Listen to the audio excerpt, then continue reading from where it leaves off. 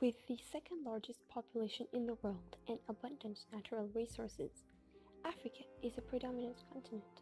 However, with 50% of its population living under the poverty line and almost 250 million African people severely suffering from hunger every year, it is considered to be the poorest continent in the world. How is it then that an entire continent so rich and full of resources such as diamonds suffers from poverty and hunger? Although many factors come in, the most prominent one is corruption. Any act of dishonesty or disloyalty, especially concerning money and morality, is considered as corruption. In Africa, as well as the rest of the world, corruption is most present among police and judiciary officials. Bribery, which is the most common mean of corruption, consists in giving something, like money for example, to obtain another thing in an unfair manner. Over the past few years, corrupt governments have been the source of tensions among the African people in the midst of already existing conflict. The recent tensions in Sudan are due to citizens expressing their anger towards the governmental level corruption. Although corruption in itself is not defined as a crime in international agreements, which does not bound nations to combat it, it represents a violation of human rights such as freedom of movement, right to public services, and freedom of expression, among others. And states are thus entitled to provide protection from corruption for their citizens. Corruption has been a worldwide issue for decades now. According to the Annual Corruption Perceptions Index, the CPI, by Transparency International, in 2018, more than two-thirds of the 180 countries ranked scored below 50 on the index, which means that a big majority of countries have high corruption perception rates, and Africa is not the least corrupt continent. Since the 1970s, when many African nations obtained their independence and new regimes set up, most of these newly independent nations adopted a republican government, thus promoting democracy. But such democracy was never attained due to rapidly escalating corruption and bribery among officials. Unfortunately, to this day, corrupt government officials are still in power and uncondemned. The consequences of corruption, and especially bribery, are important for the people already suffering from poverty. Transparency International has estimated that in sub-Saharan Africa, about 75 million people have paid a bribe during the year of 2015.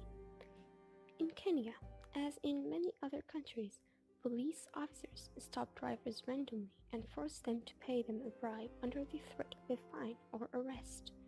Some have refused to do so, and they got shot or beaten by police officers. Victims of corruption are very little mentioned and suffer from lack of recognition. Corruption is hindering the economical and social growth of African populations. Bribery on a much bigger scale causes lack of development. In most countries across Africa, multinational companies have a monopoly over various activities, especially mineral excavations, which does not allow space for smaller national companies and even individuals to find their gain in such activities. This is due to the gifts, large sums of money or bribes, from such multinational companies to government officials that then offer them the biggest contracts and encourage their monopoly. In a village called Kisulo in Congo, where its inhabitants have started digging up their own home and the entire village after one of them found some cobalt in 2014. They are fighting against the government to keep their lands and its resources, which are a main source of income for these Congolese people. Congo alone possesses half of the world's known cobalt reserves, but according to the World Bank, it has failed to develop economically through its mineral resources due to its corrupt management and political interference. Public services and their infrastructure, like hospitals, schools, and highways, are not accounted for and are not properly delivered to the populations, as well as presenting excessively high fees. Destroyed classrooms need years to be rebuilt. official documents have unofficial features.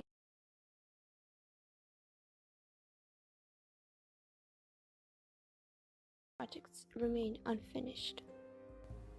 Recently, in South Africa as well as in other African nations such as Sudan, the people have decided to protest against corrupt governments and end corruption in their country. However, such protests have been the starting point of many, if not most, of the past and ongoing internal conflicts and civil wars in African nations such as Libya. Corruption is also considered to be a factor in extremism. Many young Africans are recruited in extremist terrorist groups such as Boko Haram in Nigeria through corruption. Recruiters use people's anger and dissatisfaction with the corrupt officials to convince them in joining such terrorist groups and persuade them to adhere to their extremist ideologies.